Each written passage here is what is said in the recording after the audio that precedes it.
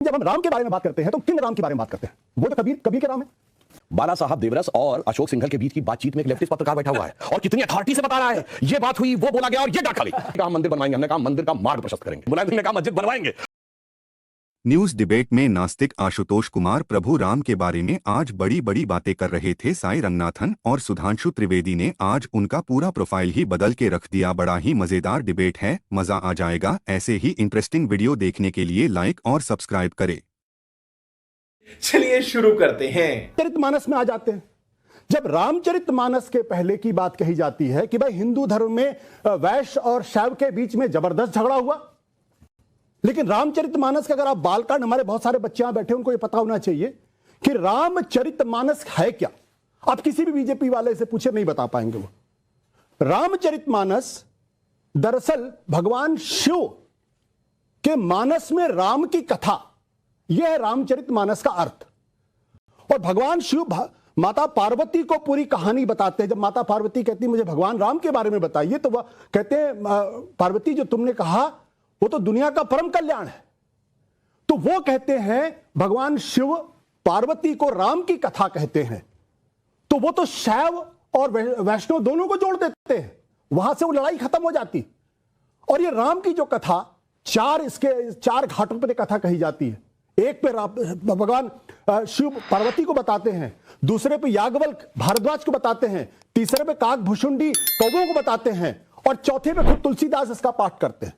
अब प्रश्न ये उठता है, जब राम ऐसे हैं कि जिनकी कथा खुद भगवान शिव कहते हैं, तो बीजेपी कहते हैं राम सिर्फ मेरे हैं, और जो कहेगा कि राम कबीर वाले हैं हम उनको नहीं मानते। मैं अयोध्या के पास का रहने वाला हूं, वहां पे बचपन में सिखाया गया जय सिया राम। भगवान राम बिना सीता के माना ही नहीं कि हमारी परंपरा में। ये कहते हैं जय श्री राम। मुझे जय श्री राम में कोई दिक्कत नहीं है। हम बचपन में थे तो लोग कहते, जो हिंदू हो मुसलमान राम राम कहते थे, राम राम कहते थे। आपने उसको पॉलिटिकल किया, क्योंकि तब आपकी जमीन जब पूरी तरीके से खत्म हो गई, जब लगा कि हिंदुस्तान की राजनीति से बीजेपी का सफाया हो जाएगा, तब आप हुए।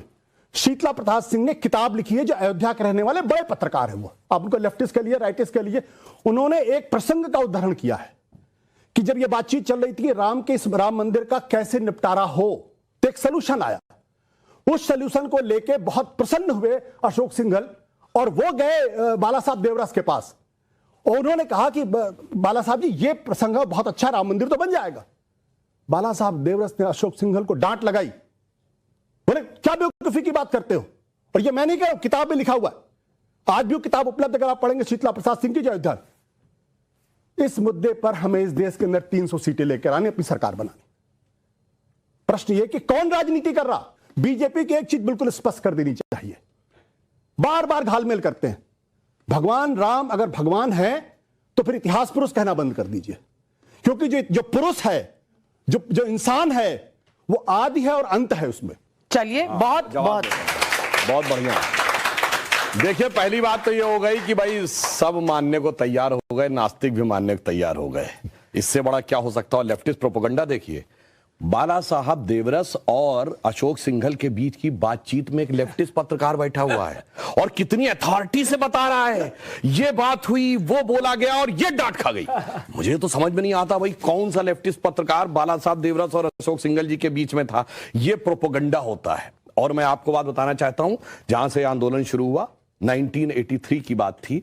उस समय जब मीनाक्षीपुरम में एक बड़ी घटना हुई जिसमें भारी संख्या में दलित समाज के लोग मुस्लिम बन गए थे। संघ ने इस विषय को बहुत प्रबलता से उठाया, इंदिरा गांधी ने हस्तक्षेप किया, और वो विषय चूंकि देश में इतना बड़ा बन गया था, फिर इंदिरा गांधी के हस्तक्षेप के बाद बाहर आई बात। उस समय हम 2 सीटों वाली पार्टी नहीं थे जनाब, और पहली रैली जुलाई 1984 लखनऊ के बेगम अजहत महल पार्क में हुई, जिसमें मैं भी बच्चे के रूप में गया था। हमारा नारा था लोकतंत्र की देखो शान, बंदी बने हुए भगवान।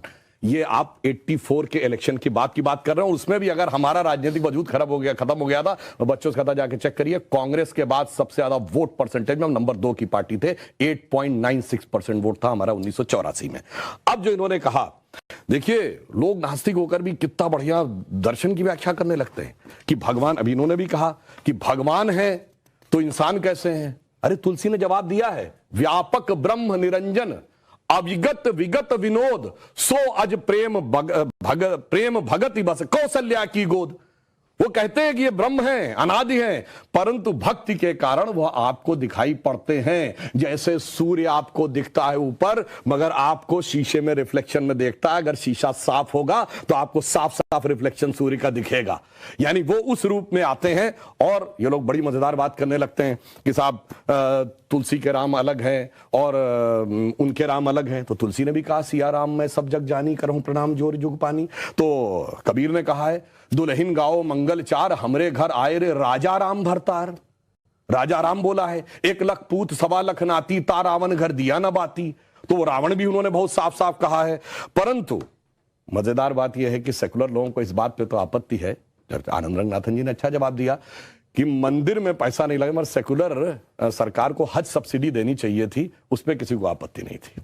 जबकि मुस्लिम अकीदे के अनुसार हज अपने पैसे से जाया जाता है, सरकार के पैसे से नहीं। मजे की बात, हमने कभी नहीं कहा हम मंदिर बनवाएंगे, हमने कहा मंदिर का मार्ग प्रशस्त करेंगे। मुलायम सिंह ने कहा मस्जिद बनवाएंगे।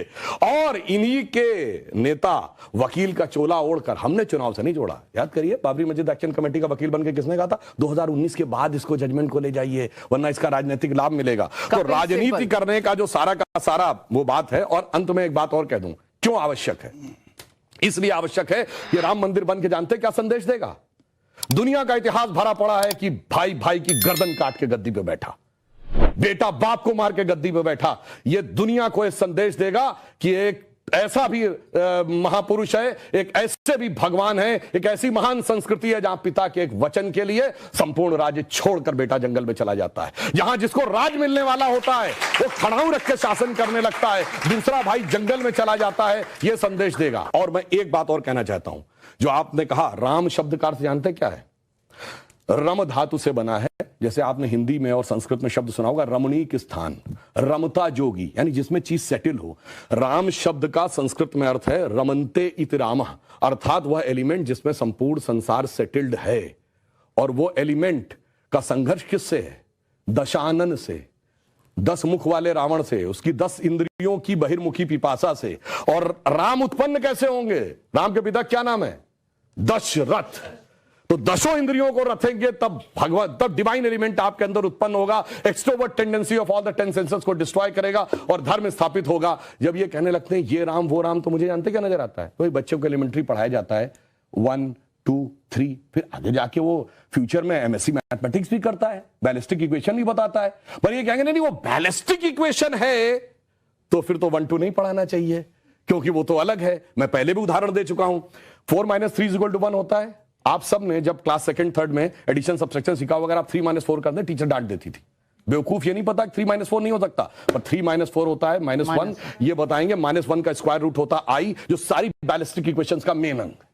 तो उस लेवल पे पहुंचिए तो समझ में आएगा जिसको आप कह रहे हैं बचकाना है वो कितना आलिशान है। ये जाके समझ में आएगा। डॉक्टर कलाम से पूछिए तो -1 के स्क्वायर रूट का अंतर समझ में आएगा। तो राम की कथा बहुत गहरी है और इसीलिए रामचरितमानस क्यों लिखा है? राम के चरित्र को मन में धारण करिए। रावण हर चीज में राम से बड़ा था जब राम लीला कर रहे थे। वैसे तो वो ईश्वर है, हर चीज में बड़ा, पैसे में बड़ा, उनके पास सोने की लंका, उसके पास रावण रथी विरत रघुवीरा। अगर देखा जाए पावर में उनसे ज्यादा बड़ा, 10 आदमियों की ताकत उसको, उनसे बड़ा पंडित मुस्सा जोधा और ना कोई दूजा है। अपने शीशों को काट काट शंकर को मैंने पूजा। वो कहता इतने बड़े पुजारी तो राम भी नहीं थे। फिर किस कारण से वो हार गया? चरित्र में राम बड़े थे। इसीलिए तुलसी ने कहा रामचरितमानस। और चरित्र की याद दिलाएगा यह मंदिर, जो सिर्फ भारत के लिए नहीं पूरी मानवता के लिए श्रेष्ठतम मानवीय मूल्यों का प्रतीक होगा। इसलिए 21वीं सदी का महान भारत बगैर राम मंदिर के संभव नहीं था। इसीलिए अमृत काल के उषा काल में राम मंदिर उभर के सामने आ रहा है। बहुत